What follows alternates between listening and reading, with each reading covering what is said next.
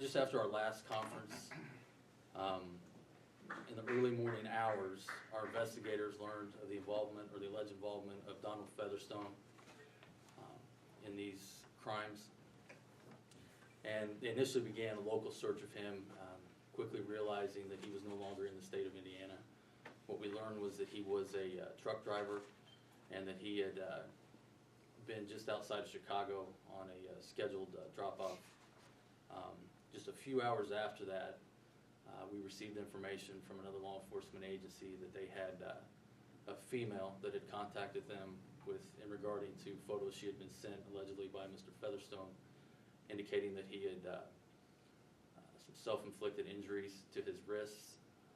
Through an investigative process, we were able to locate where his vehicle was at exactly, and we passed that information on to the local police department in Illinois, who went and conducted a well-being check on him. He was then taken to the hospital for treatment for his injuries. And as one of our last releases, I explained to you that at approximately 6:30 that day, that we were able to forward a warrant that we obtained for his arrest to that agency. Once he was released from the hospital, he was then taken to the Kane County Jail in Illinois. On yesterday's date, our investigators then made their way to the Kane County Jail, where they were able to interview him. In regards to his current status, at this point, he has not voluntarily waived extradition. Whether or not that changes in the future, we'll have to see. But that's why I've asked the prosecutor's office here, if you may have questions about that process and what that might look like.